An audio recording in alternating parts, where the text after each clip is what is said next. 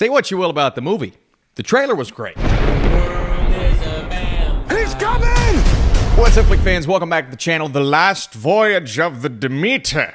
It's a pretty cool title, but what is this? Oh wait, we have Dracula on a ship. I am excited to talk about this movie. Leave your comments down below. How'd you feel? And if you like this video and you want to drop a like, that would be cool. Based on a single chilling chapter of the classic Dracula novel, The Last Voyage of the Demeter, I'm gonna say it like that every time, tells the terrifying story of the merchant ship Demeter. And strange events befall the doomed crew as they attempt to survive the ocean voyage, stalked each night by a merciless presence on board the ship. And it's rated R for cursing, bloody violence. I mean, a hard R when it comes to that. Bad things happen to both humans and animals. And you know, I don't like when I see that in a film. I knew it was coming and it happened nonetheless, and I was sad. I am having a very bad day. I like this cast. David Dastmalchian playing a very different character than what we're used to from him. Liam Cunningham, always love seeing him no matter what the context is.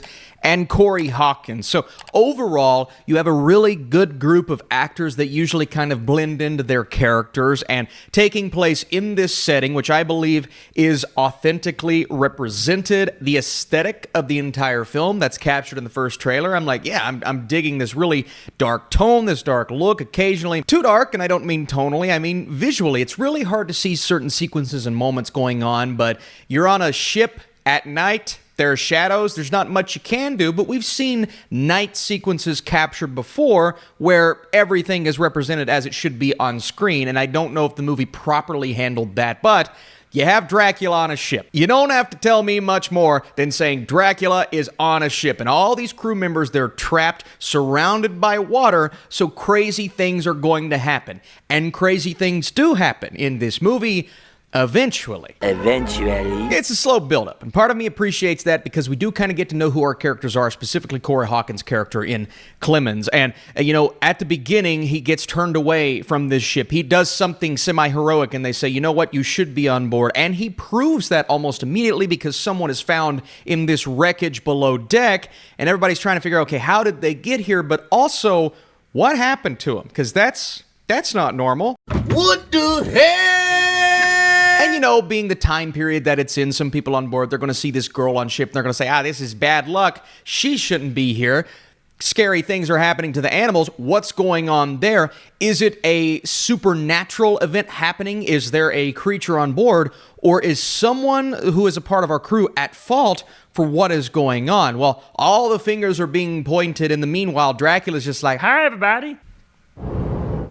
That freaks me out. Did you guys ever watch Midnight Mass on Netflix? A really good combination of CGI and practical effects. And that's what we get in this film for the most part. There are occasions where it falls into that CGI trap and it doesn't look the best compared to earlier on or later on in the movie, but when we first begin to see Dracula on board this ship, of course hiding in the shadows so you don't get the full kind of scope of what he looks like, but the creature design here is good. And I mentioned aesthetic and atmosphere, which does somewhat cover up some of the more mediocre parts of the script. This is a very generic story, and on top of that, it is a formulaic take on that story, but because the setting and the way that this entire look and style is handled, it does make it a bit more interesting. So even though we get that slow buildup and we're slowly learning about these characters and why everybody's on this ship and don't go in that corridor, I'm seeing things happen on deck. It manages to overcome that slow pacing and occasionally a muddled combination of ideas with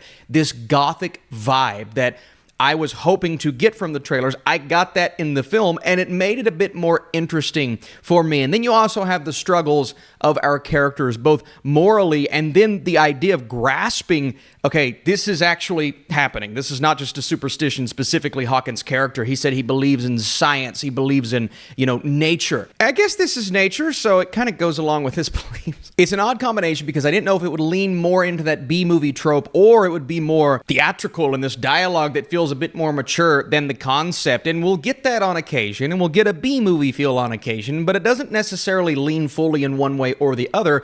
It's a blend of the two, and that blend doesn't always work in this film, especially when it comes to bringing the scares. It's Dracula, it's a vampire on board, you've got to bring the scares. I was hoping for this haunting and chilling build-up. We somewhat get that, but they'll occasionally opt to go for, everybody say it with me, The jump scare. And they'll use music cues and sound effects and somebody just slamming their hands down on a piano to tell us how to feel in those moments, and I was really hoping this would stray away from that. That could have played a bit better if they didn't tell me I needed to jump in that moment. Just show me the imagery, utilize the sounds of nature that we're getting, and they didn't do that. It's more of a generic, and that happens all throughout the film, where unfortunately it takes away from moments that could have been great, and visually they work for me, but execution-wise, not necessarily. The effects are really good for the most part, especially when you look at the budget of the film.